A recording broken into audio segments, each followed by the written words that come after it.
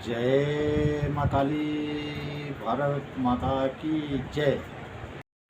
भारतवासी वाकई चमत्कार हो रहा है। देखिए, मैं आपको बताता हूँ कि एक ठगी के केस में हरिद्वार में छापा मारा, ठगी के, और वहाँ से दो गद्दार हिंदू पकड़े गए। दो गद्दार हिंदू। छापा तो मारा था कि ठगी की है इन्होंने उस चक्कर, लेकिन हरिद्वार से इन दो हिंदुओं को जो पकड़ा, उसने भारतवासियों आपको चौंका देगा। उसमें से एक का नाम है सौरभ और दूसरे का नाम है आकाश। जो सौरभ है वो तो ऐसे ऐसे उसका फ़ोन राज उगल रहा है कि बस कुछ पूछिए मत। उसके भी लिंक दिल्ली धमाके के साथ जुड़ रहे हैं, दिल्ली धमाके के साथ। पाकिस्तान से उसका संबंध है सौरभ का, बांग्लादेश से संबंध है उस सौरभ का, कई अरब देशों के साथ इसका संबंध है, बातचीत होती है। अभी आकाश के बारे में ज़्यादा जानकारी निकल के नहीं आई है, लेकिन सौरभ के बारे में निकल के आ गई है। और इसके टोटल 6 बैंक अकाउंट थे और उसके अंदर 70 लाख रुपए आए थे। 70 लाख रुपए कुछ दिनों में, मतलब साल के अंदर पकड़ लिए गए। और जो आकाश है उसके अकाउंट में 14 लाख रुपए आए थे। और ये जो सौरभ हमारी देवभूमि उत्तराखंड के हरिद्वार से पकड़ा गया है, इसने अपने रिश्तेदार जान पहचान वालों के भी कई बैंक खाते खोले हुए थे और उसमें पता चला है करीब 1.5 करोड़ रुपए आया है इसके पास। 1.5 करोड़ रुपये, ये मतलब छोटा मोटा नहीं है। भारत के कई राज्यों से इसके पास पैसे आ रहे हैं, भारत के ही कई राज्यों से। ये आकाश हिंदू, बताओ ये भारत में रहने वाले जिहादी कैसे हमारे सनातनियों को, हमारे हिंदुओं को लपेटते हैं, कैसे अब ये उनका भी ब्रेन वॉश करने लग गए हैं भारतवासी। और मोदी जी कह रहे हैं दिल्ली ब्लास्ट पे मुझे दुख हुआ। बिल्कुल मोदी जी को दुख हुआ। और साथ ही वो कह रहे हैं कि इसकी तह तक जा रही है हमारी एजेंसियाँ, बिल्कुल तह तक जा रही हैं, बिल्कुल तह तक जाएंगी। मुझे पूरा भरोसा है मोदी जी, लेकिन आपके ऊपर भरोसा ख़त्म होता जा रहा है, क्योंकि सुरक्षा एजेंसियाँ तो तह तक जाती है, लेकिन आपका विश्वास प्रयास इन जिहादियों से, इन मुसलमानों से कम ही नहीं हो रहा, बल्कि बढ़ता ही जा रहा है। क्या लालच है आपको वोट का? वोट का क्या लालच है मोदी जी? आपकी वजह से ही ये विश्वास प्रयास की वजह से ही ये दिल्ली धमाका हुआ है। और आपके विश्वास प्रयास के कारण हम इनको डॉक्टर बनाएंगे, इंजीनियर बनाएंगे, ASI बनाएंगे। अब तो एक नया देखिए जुड़ गया है, सौरभ का नाम, जो एक हिंदू है। ये आपका विश्वास प्रयास कुछ ज़्यादा ही नहीं बढ़ रहा? मोदी जी अब चेत जाइए, बाबा बुलडोजर जैसा हंटर उठाइए, बिल्कुल इनके साथ विश्वास का खात्मा करिए, खेल ख़त्म करिए विश्वास का। और भारतवासियों देखिए, बंगाल से जो भाग रहे हैं बांग्लादेशी, बंगाल से जो बांग्लादेशी भाग रहे हैं, एक लड़के का राजीव रंजन जो 24 न्यूज़ के हैं रिपोर्टर, आप देखो जब पूरे भारतवर्ष में घूमते रहते हैं, रिपोर्टिंग करते हैं, उनका मैं देख रहा था। वो एक शख्स के पास गए, बोले कब आए थे? बहुत अच्छी हिंदी बोल रहा है। बोल रहा है 20 साल पहले। तो बोल रहा है नाम क्या है? राजीव रंजन। बोलता है मेहदी हसन। अच्छा, तुम्हें तो बहुत अच्छी हिंदी आती है, हम जब भारत में रहते तो हिंदी आएगी ना। ये यहाँ के जो भाषा पे विवाद करते हैं उनके लिए थप्पड़ है, तमाचा है। कह रहा भारत में रहेंगे तो हिंदी नहीं आती।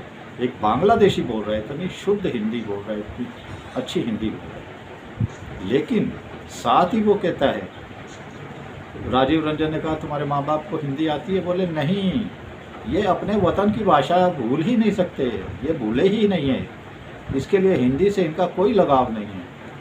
और बोला 20 साल पहले आया था। तो पूछा तेरी उम्र क्या है? बोला 23 साल। मतलब 3 साल का हुआ, 3 साल के भी जिहाद ने भाग के आ रही है, पानी के रास्ते से छलांगे मार मार के, पहाड़ों से। क्या ममता बहनों ने कर दिया है। लेकिन इसी के साथ मैं बताऊं, अब इन लोगों का इलाज भारतवासियों बहुत ज़रूरी हो गया। अभी खबर आई है कि SIR हो रहा है, जो ममता बहनों ने हमारे ज्ञानेश कुमार जी के आगे हथियार डाल दिए। ज्ञानेश कुमार जी, कम वक्त है, SIR अभी नहीं हो सकता, थोड़ा वक्त दीजिए, थोड़ा वक्त लीजिए। मोदी को धमकाती रहती थी, लेकिन आज ज्ञानेश कुमार जी के आगे झुक गई। अरे कहाँ रुकने वाले हैं ज्ञानेश कुमार जी, इतिहास बना के जाएंगे, इतिहास। और साथ में जैसे सुप्रीम कोर्ट में जूते चप्पल चल रहे हैं, एक जज दूसरे को मार रहा है, दूसरा जज तीसरे को मार रहा है, तीसरा चौथे को मार रहा है, आपस में ही जूते बरसा रहे हैं सुप्रीम कोर्ट के। ये हमारे शिव शक्ति का ही तो आशीर्वाद है।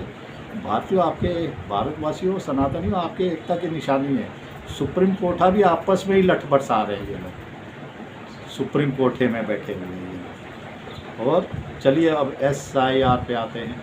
SIR ने तो कमाल ही कर दिया, कमाल ही कर दिया बंगाल में। मेरा मानना है, मैंने पहले भी कहा था, 1.5-2 करोड़ कम हो सकते हैं, 1.5 करोड़, 1.25 करोड़ से तो ऊपर ही कम होंगे।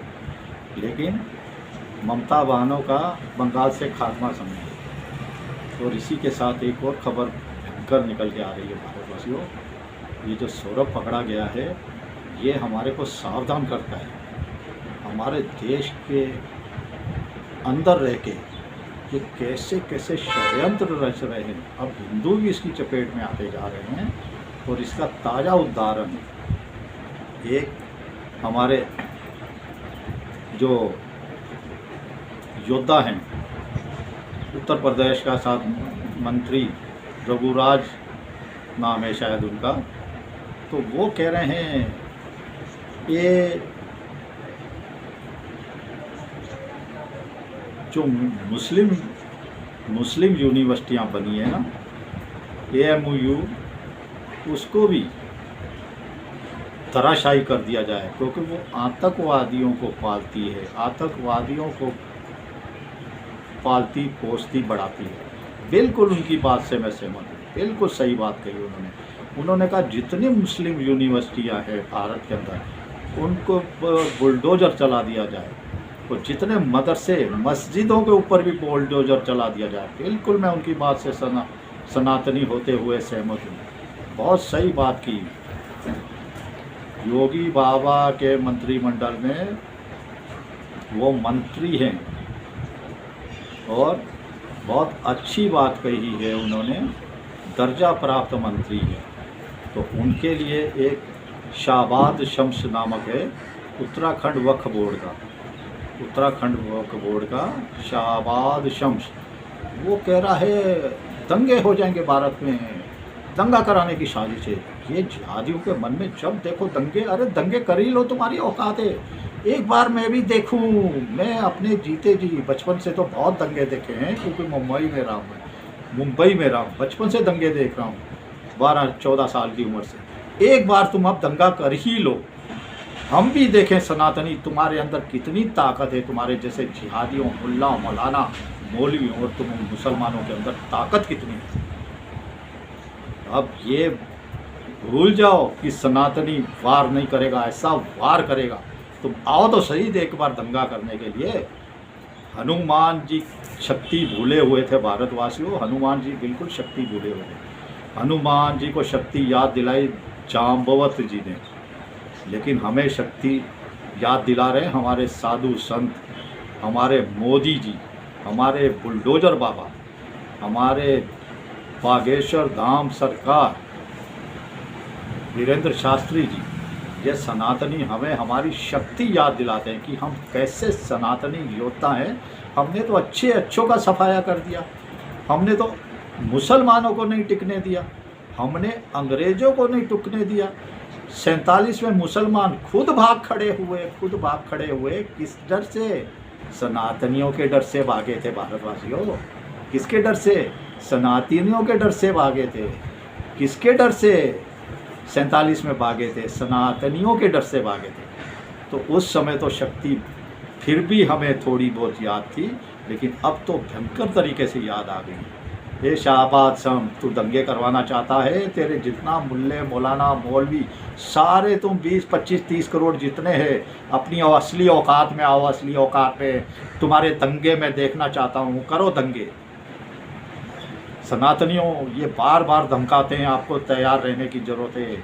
अपना हौसला मत गवाइए, तैयारी करके रखिए। ये जिहादी कभी भी हमला कर सकते हैं, ये कभी भी दंगे की शक्ल में बदल सकता है, क्योंकि ये भारत को तहस नहस, इसमें से मैं फिर कहता हूँ 2-3 मुस्लिम परसेंट अच्छे होंगे, 2-3% मुस्लिम, बाकी सारे के सारे भारत द्रोही है, सारे के सारे राष्ट्र द्रोही है, सारे के सारे संविधान द्रोही है। देखिए कांग्रेस को कैसे आग लगी। अगे रघुराज जो भी नाम है यूपी के मंत्री का, कैसे कह दिया इसने, अरे कांग्रेसियों को पहले आग लग जाती है, पहले इनके तन बदन में आग लग जाती है। भारतवासियों इनको आग लगाते रहो, कांग्रेसियों को, इंडी गठबंधन को लगाते रहो। अभी तो मुंबई में बीएमसी के चुनाव है, जय जयकार होने वाली है। चलिए देखते हैं, जागिए। छोटी सी बात, चलिए। भारत माता की जय। जय श्री राम, जय श्री हनुमान, वंदे मातरम, जय हिंद।